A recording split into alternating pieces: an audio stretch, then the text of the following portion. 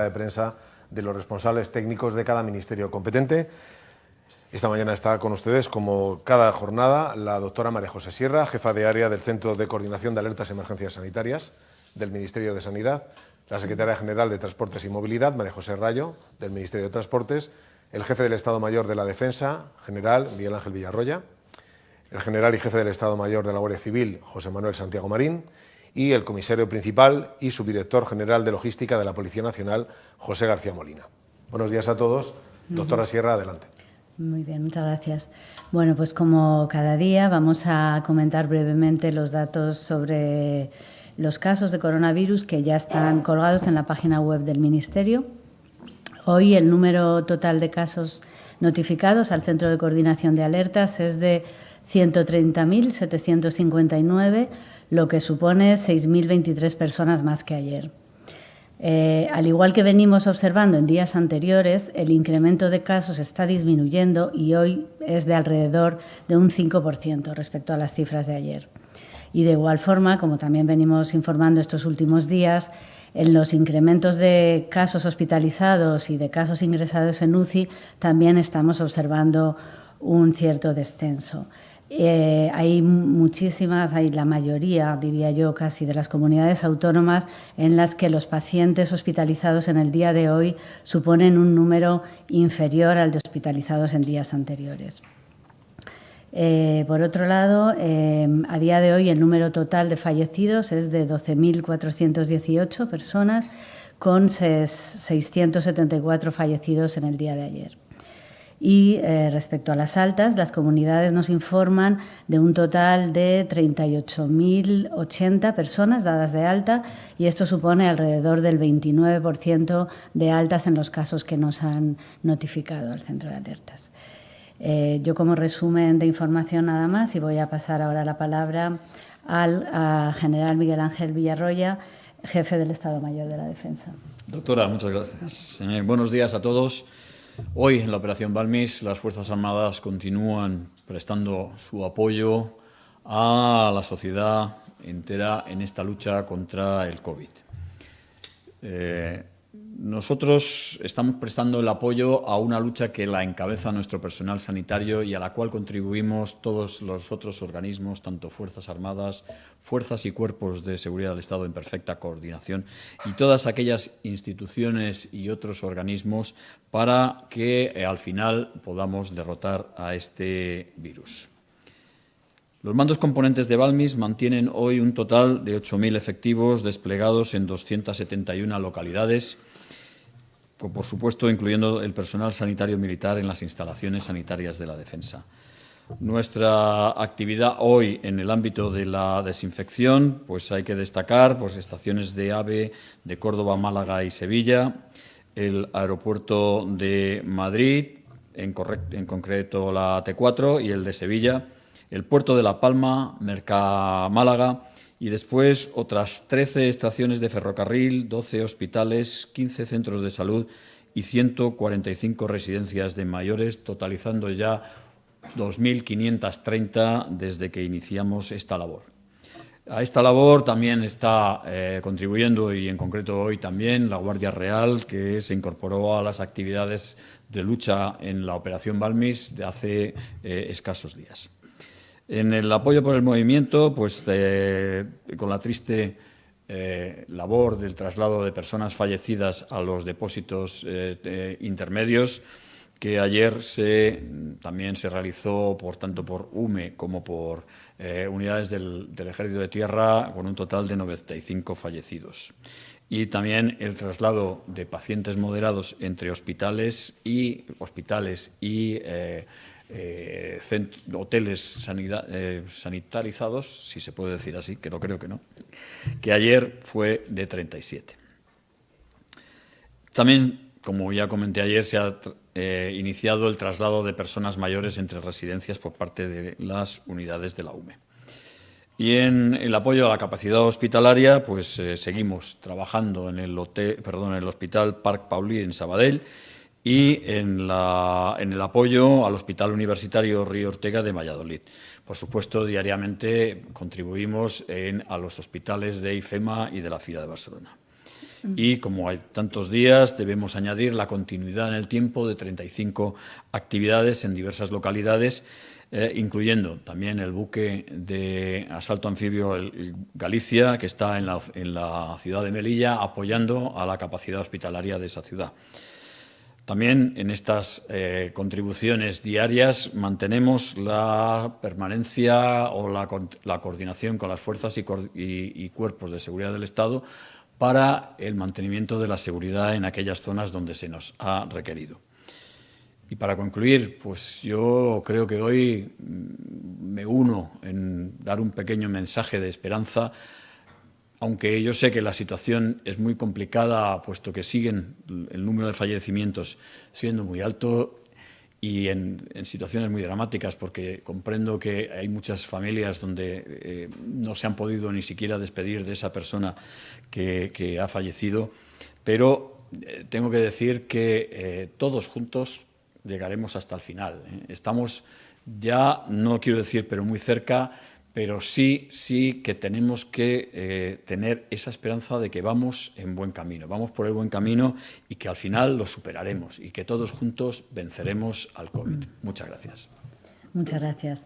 Doy ahora la palabra a José Manuel Santiago, general de la Guardia Civil. Gracias, Pepa. Buenas tardes. En condiciones normales, hoy, este fin de semana, estaríamos comenzando las vacaciones de Semana Santa y los guardias civiles estarían prestando servicio en las carreteras para vigilar la seguridad vial y auxiliar a los usuarios de las carreteras. Pero seguramente se hubieran desplazado por toda la geografía nacional para disfrutar de los días de descanso. Sin embargo, por el contrario, este año las carreteras están prácticamente vacías, pues, como todos ustedes saben, estamos afrontando una situación difícil y solo están permitidos aquellos desplazamientos que son estrictamente necesarios. En este sentido, la Guardia Civil continúa realizando servicio en las carreteras con la finalidad, por un lado, de controlar los desplazamientos indebidos y, por otro, facilitar el trabajo a aquellos quienes forman parte de los servicios esenciales y que son los que hacen que España esté funcionando en estos momentos. En este contexto, ayer 22.786 guardias civiles volvieron a prestar servicio. De ellos, casi 16.000 hombres y mujeres patrullaron las ciudades, los pueblos y las carreteras de España para garantizar con carácter general la seguridad de las personas y los bienes, pero de manera muy especial, de manera muy particular, patrullar de forma preventiva con el fin de reforzar la vigilancia las 24 horas, si es posible, de determinados establecimientos, como pueden ser las farmacias y los supermercados, y todo ello con el objetivo de evitar robos. Como resultado de todas estas actividades, se identificó a 91.376 personas y se formularon 4.864 denuncias, es decir, un 5,32% de las personas identificadas. También se procedió a la detención de 20 personas por resistencia y desobediencia. De manera muy concreta, se realizaron 5.593 dispositivos de identificación, en los cuales se llegaron a controlar 60.277 vehículos. Y es precisamente a estos desplazamientos indebidos, para controlar estos desplazamientos indebidos, por los que la agrupación de tráfico, en coordinación con la Dirección General de Tráfico, va a intensificar los controles nocturnos en las carreteras, todo ello con el fin de evitar que se aprovechen las horas de la madrugada para realizar desplazamientos que no están permitidos, especialmente ahora, como me refería al principio de mi intervención, que es Semana Santa. En el día de hoy también quiero focalizar mi intervención en la labor que lleva a cabo la Guardia Civil en favor de los colectivos más vulnerables, en concreto con las personas mayores. Tan solo en el día de ayer se llevaron a cabo 673 entrevistas, reuniones o contactos directos con responsables de residencias, centros médicos, ayuntamientos u otras instituciones. Como ejemplo de estas actividades, me gustaría citarles, en el marco del Plan Mayor de Seguridad, las acciones que el personal especializado en materia nuclear, radiológica, biológica y química de la Comandancia de Palencia ha comenzado a formar al personal de centros de mayores y de personas con discapacidad intelectual, formación que se centra en las medidas de prevención, de protección, almacenaje, desinfección y aislamiento frente a cualquier sospecha de infección por el coronavirus. Por otra parte, y como ya les he venido hablando en días anteriores, debemos seguir incidiendo en la protección de las víctimas de violencia de género, pero también les quiero decir que vamos a reforzar los mecanismos operativos frente a cualquier tipo de violencia que se pueda producir en este periodo. Desgraciadamente, en Pozoblanco, Córdoba, en la madrugada del jueves al viernes, un hombre con antecedentes por violencia contra su madre llegó ebrio a casa, presuntamente propinó un empujón a la anciana que en su caída se golpeó la cabeza. Desgraciadamente, le causó la muerte.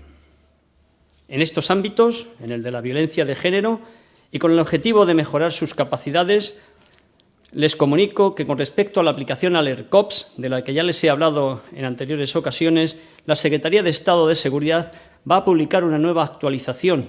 En este caso, la actualización consiste en un botón SOS al que tendrán acceso todas las víctimas de este tipo de violencia y también los profesionales sanitarios, y les servirá para transmitir una señal de alerta al centro más cercano del cuerpo policial responsable. Quiero que sepan que las víctimas de estas situaciones no pueden contar con nosotros siempre, no van a estar solas, puesto que recibirán el apoyo y la respuesta adecuada de parte de sus guardias civiles. Por último, quiero recordarles que la fortaleza de una sociedad democrática como la nuestra se basa en la actitud cívica y responsable de la ciudadanía, y en estos momentos lo estamos comprobando en primera persona. Pero también somos conscientes de que queda camino por recorrer y que quedan unas semanas duras por delante donde la paciencia y la fuerza tienen que ser las cualidades que guíen nuestra vida para recuperar lo antes posible la normalidad. Ánimo, que lo vamos a conseguir. Gracias. Muchísimas gracias. Le doy ahora la palabra a José García Molina, comisario principal de Policía Nacional. Gracias, doctora. Buenos días. Ya han pasado muchos días desde que se decretó el estado de alarma. Son jornadas duras que nos están exigiendo un plus de sacrificio a todos y que además pueden generar estrés, tensión o angustia, provocando conflictos que lleven a la violencia en el interior de los hogares. Policía Nacional, al igual que con la violencia de género, también ha reforzado los mecanismos y los procedimientos para luchar contra este tipo de violencia y de esta forma evitar los abusos de poder que unos miembros de la familia ejercen sobre otros. Aún es pronto para tener resultados sobre la evolución y tendremos que esperar a que transcurran los días para obtener un balance. Pero en Policía Nacional somos conscientes de que se pueden producir tensiones derivadas del confinamiento y hemos establecido las oportunas medidas preventivas. Y en este mismo sentido, también hemos reforzado la vigilancia en aquellos locales comerciales que siguen abiertos al público, como farmacias o supermercados. En cada ciudad se ha establecido dispositivos de seguridad específicos durante las 24 horas del día, especialmente reforzando incluso las noches. Y este incremento ha sido a base de crear más unidades de seguridad ciudadana con el fin de evitar la comisión de robos. Ya saben, si observan, tienen conocimiento o sospechan que se está cometiendo cualquier hecho delictivo, llamen al 091. En cuanto al número de detenidos y actas presentadas, en las últimas 24 horas el número de personas detenidas ha sido de 74, lo que ya hacen un total de 1.268 desde que entró en vigor el Real Decreto. Esto supone un incremento de un 6,2% con respecto al día anterior. Respecto a las sanciones, en las últimas 24 horas se han tramitado 5.169 actas, lo que supone un total de 94.887 desde el comienzo del estado de alarma. Esto, asimismo, supone un incremento del 5,8% con respecto al día anterior. Respecto al cierre de fronteras interiores con Francia y Portugal, en las últimas 24 horas se han realizado 157 denegaciones de entrada y se han controlado 2.982 vehículos, no habiéndose realizado ninguna detención. Hoy insistimos en las fake news. En España, miles de internautas utilizan la red para leer noticias e informarse. Sin embargo, las fake news pueden suponer un verdadero ataque a la desinformación. Policía Nacional es consciente del grave riesgo que suponen las noticias falsas y del objetivo de sus creadores, que no es otro más que generar alarma social. Por tal motivo, nuestras unidades especializadas rastrean continuamente las redes para detectar esas noticias falsas y desmentirlas a través de las líneas de comunicación de nuestros perfiles @policía y @Policía Nacional. Además, recientemente hemos publicado una guía para evitar ser manipulados por las fake news. Se trata de recomendaciones sencillas que nos van a ayudar a saber cuándo nos encontramos ante un tipo de noticias fraudulentas, incorrectas, para poder identificarlas antes de darles credibilidad y no compartirlas. Y relacionado con ello, queríamos prevenirles de que se ha detectado la creación de más de 1,5 millones de cuentas en redes sociales relacionadas con el COVID-19, perfiles dirigidos exclusivamente a manipular o crear contenidos spam. Tenemos que ser conscientes que la responsabilidad de la difusión de estos mensajes falsos es de todos nosotros.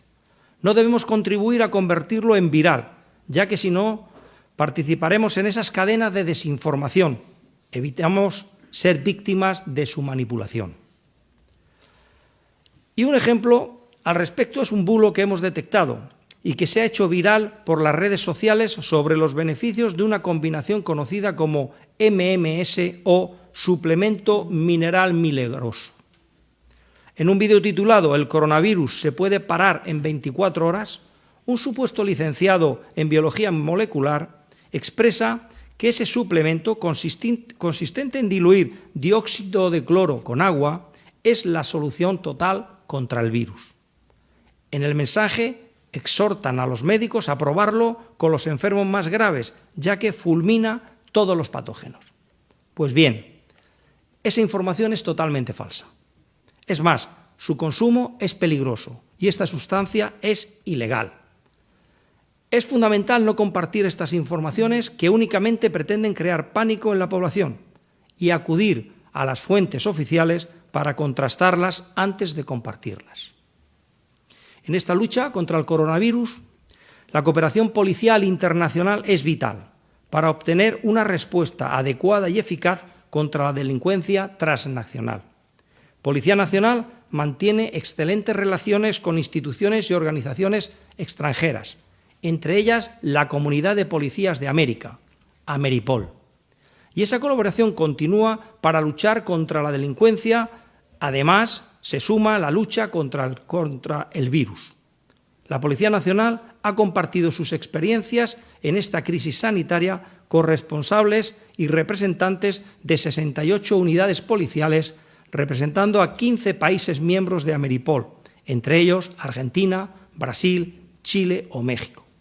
A través de videoconferencia, los especialistas de Policía Nacional intercambiaron información sobre protocolos de actuación, su utilización y eficacia, los usos de equipos de protección individual por unidades policiales especializadas y especialmente nuestros avances en los equipos de descontaminación masiva mediante la adaptación de los camiones lanzaguas de Policía Nacional en unidades de desinfección, así como con el diseño de 2 tipos diferentes de equipos portátiles de desinfección, realizados en colaboración con la Universidad de Alcalá de Henares.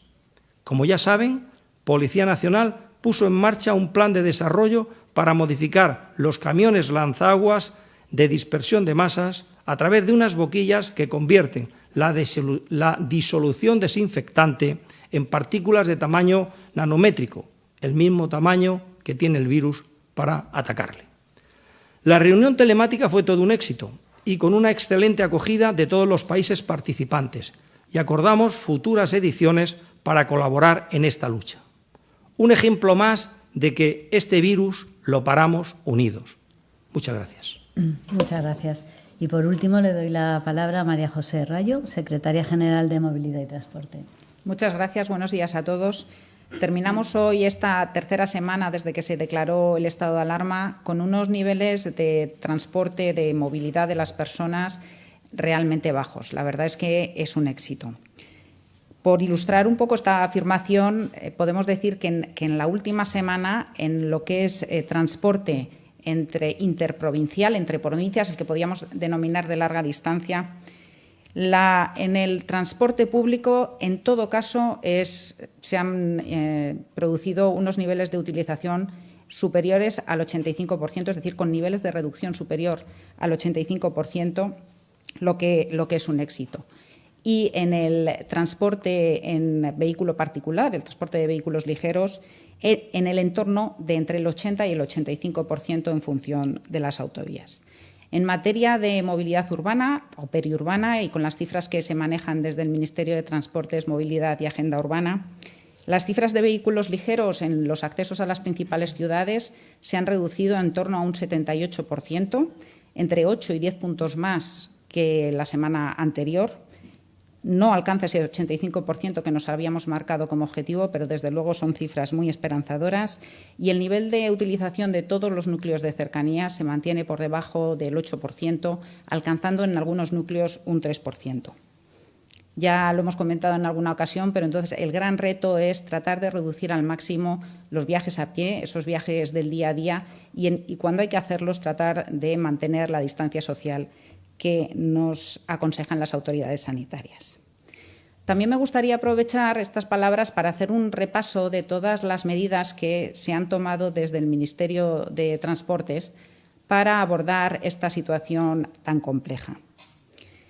Han sido medidas que han ido enfocadas a 3 ámbitos principales. En el transporte de personas, y contrariamente a lo que es el afán de nuestro Ministerio, que es incentivar el uso del transporte, ha sido realmente tratar de reducirlo al máximo.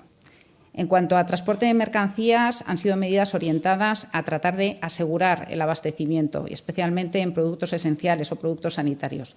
Y el tercer bloque de medidas han estado enfocados a asegurar el funcionamiento, con los niveles adecuados, de toda nuestra red de infraestructuras de transporte. En materia del transporte de personas, se ha ido adaptando progresivamente la oferta de servicios de transporte público, independientemente de las administraciones competentes en los mismos, para adecuarlo a los niveles de demanda, que iban siendo cada vez más reducidos, y siempre teniendo en cuenta la necesidad de mantener la distancia entre los usuarios. Además, especialmente en los primeros días, se diseñó un plan para evitar las aglomeraciones, tanto en estaciones como en aeropuertos, que fue, como he dicho, utilizado principalmente en los primeros días.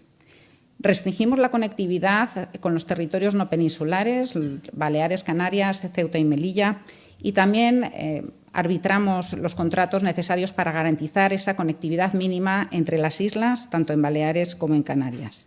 Se han reorganizado las instalaciones aeroportuarias para adaptarse a la demanda, especialmente en los aeropuertos de Madrid y Barcelona, y se ha trabajado para la distribución de mascarillas a los profesionales del ámbito del transporte. Dentro del transporte de mercancías, que como digo tenía el objeto, todas las medidas que se han implantado han tenido el objeto de garantizar el suministro, se han flexibilizado las condiciones tanto de certificaciones, títulos, habilitaciones para adaptarse a este periodo de emergencia.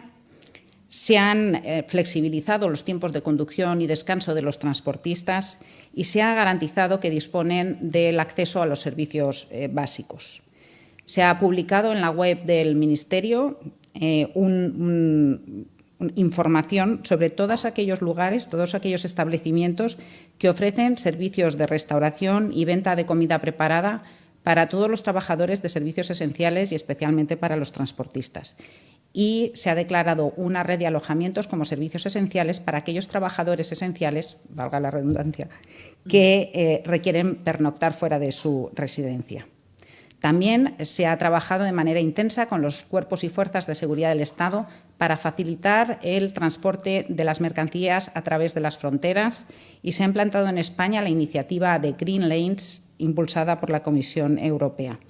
Y hemos continuado durante todo este periodo con una labor divulgativa a través de la página web del Ministerio y contestando a las preguntas que se nos hacían llegar. También, como he mencionado anteriormente, se han tomado numerosas medidas para asegurar el funcionamiento de nuestra red de carreteras, de las autopistas, de puertos, aeropuertos y de toda la red ferroviaria. En este sentido, a todos los que han participado en implantar todas estas medidas en todas las administraciones y a todos los ciudadanos que han adaptado sus comportamientos para reducir su movilidad, para evitar ese contacto social, que es la manera más efectiva de acabar con esta pandemia, muchas gracias. Muchas gracias, María José.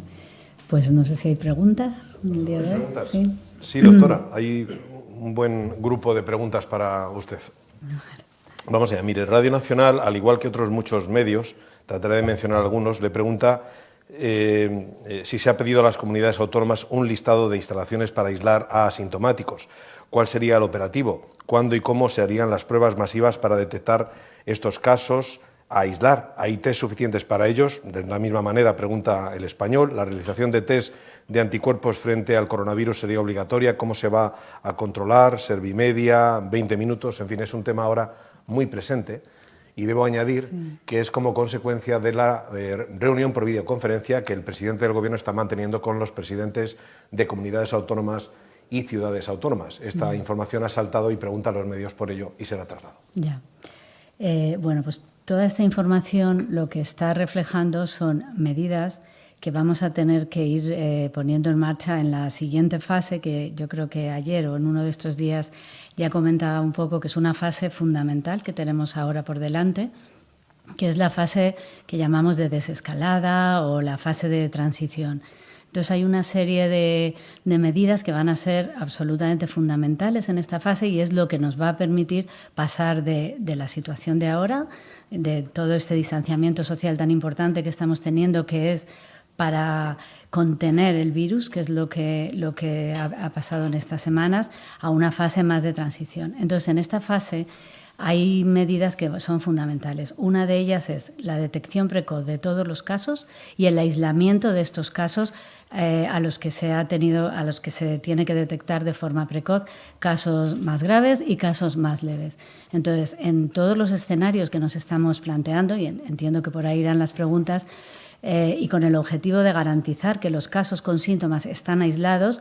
Una opción es aislamiento en domicilio, pero hay otra opción, a veces no es posible y no se puede garantizar buenos aislamientos en domicilio. Entonces están poniendo encima de la mesa todo tipo de opciones y todo tipo de oportunidades de aislar a las personas, y unas de ellas pues serían en algún tipo de instalaciones, y entiendo que eso es lo que se está discutiendo, que no estoy yo, pero entiendo que eso es lo que se estará discutiendo. Y en ese sentido también es importante, ya que me preguntaba por los test, hacer test a todas estas personas que inician síntomas, que hay que, como decía, aislarlas.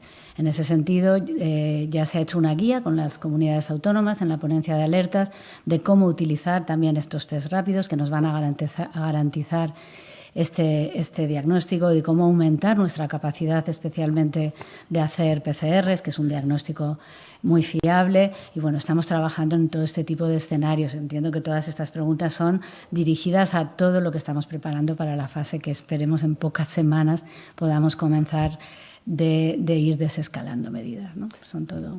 Pero La Vanguardia le pregunta si el siguiente paso es testar a la población. ¿Cómo se hace? ¿Cómo se cubre a toda la población? ¿Cómo se planifica? ¿Con qué medios? Sí, lo importante de testar es testar especialmente a los casos que comienzan síntomas.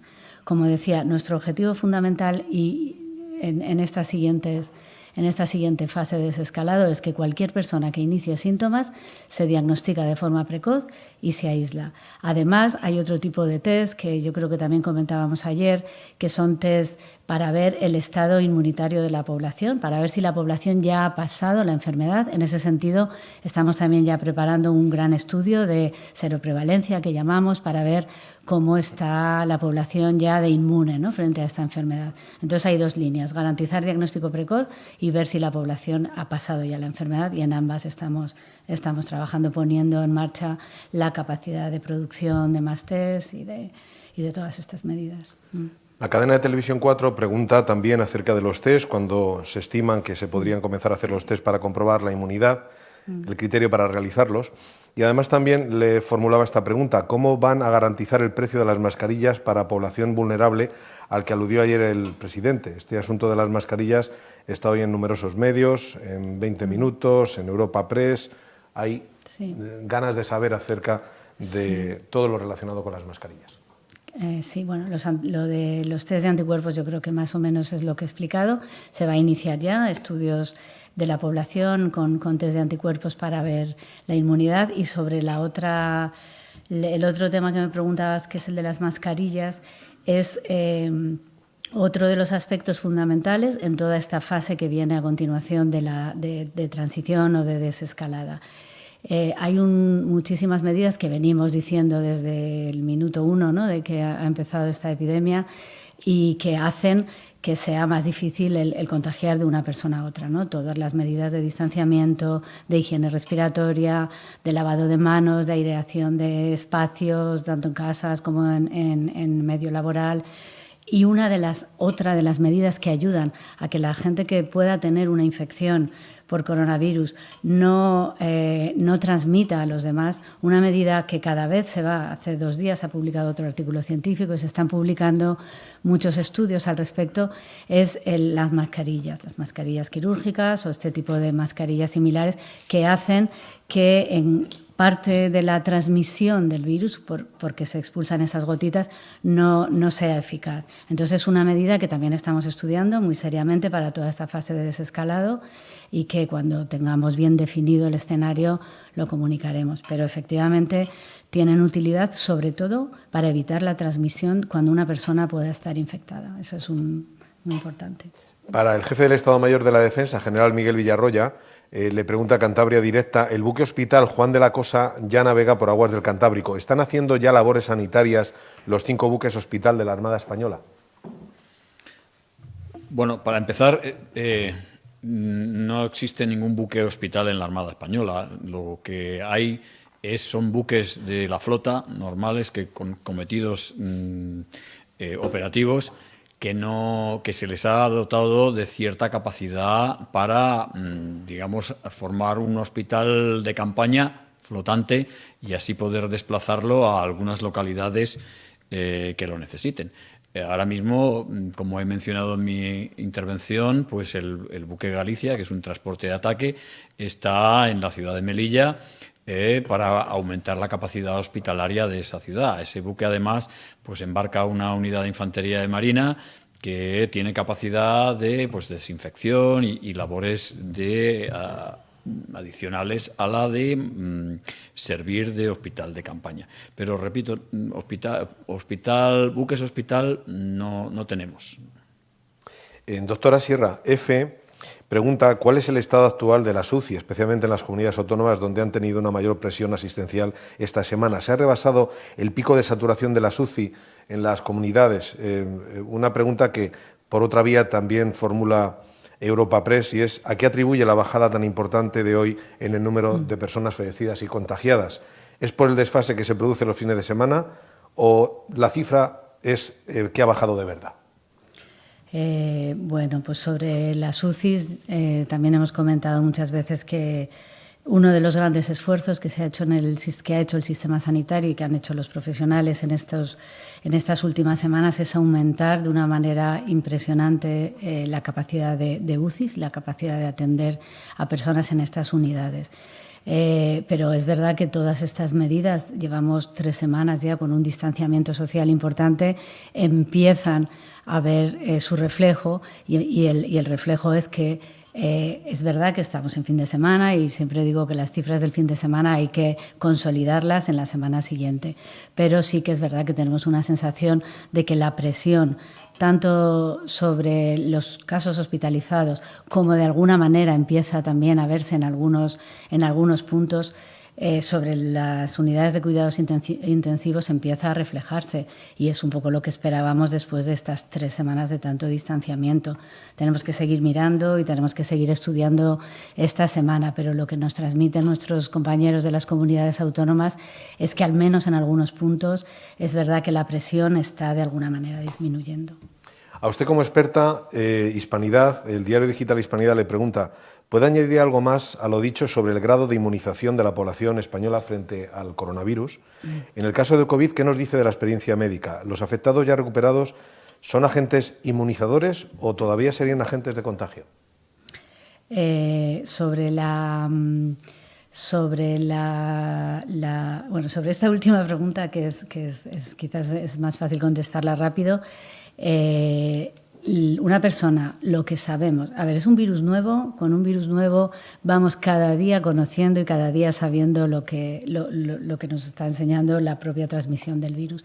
Pero una persona que ha pasado ya la enfermedad desarrolla un nivel que por lo que se está viendo es bastante alto de anticuerpos, y nuestra sensación, por los estudios que se van publicando y por estudios más de investigación que se van haciendo, es que cuando una persona pasa la enfermedad, al menos un tiempo, que no sabemos todavía estimar en cuánto, porque no tenemos periodo histórico para estudiarlo, al menos ya va a quedar inmunizada frente a esa enfermedad, al menos un periodo de tiempo importante. Eso es lo que los estudios que se están planteando están mostrando por el momento. Entonces, realmente una persona que ha superado la enfermedad, que ya no tiene síntomas, que han pasado al menos 14, 21 días, desde luego lo esperable cuando veamos que tienen títulos altos de anticuerpos es que esa persona ya haya pasado la enfermedad y esté inmunizada frente a ella.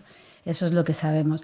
Y sobre cuántas personas tenemos inmunizadas ya en la población, pues eso nos van, yo creo que era ayer que comentaba que hay algunas publicaciones que hablan que podemos estar hasta un 15% de la población, pero precisamente eso es lo que estamos en este momento con el Instituto de Salud Carlos III, con el INE y con más organismos preparando un estudio importante, amplio en España, que nos va a poder ir arrojando luz sobre cuántas personas en España han pasado ya la enfermedad, que son lo que llamamos estudios de seroprevalencia, y estamos ya diseñando los primeros para empezar a ver esto, y espero que en pocas semanas podamos tener datos ya reales de verdad de cuánta gente tenemos que ha pasado la enfermedad. Esperemos que sea mucha.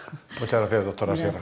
Vamos a concluir aquí esta comparecencia. Sí quiero anunciarles que cuando finalice la videoconferencia del presidente del Gobierno con los presidentes de las comunidades autónomas y ciudades autónomas, comparecerán también en esta sala, en rueda de prensa telemática, los ministros competentes que le acompañan en esta videoconferencia. Recordamos que son el ministro de Sanidad, Salvador Illa, la ministra de Defensa, Margarita Robles, el ministro de Interior, Fernando Grande Marlaska, y el ministro de Transportes, Movilidad y Agenda Urbana, José Luis Ábalos. Muchas gracias, general Villarroya. Muchas gracias, señora Rayo.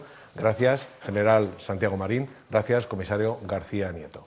Gracias a los participantes. Gracias.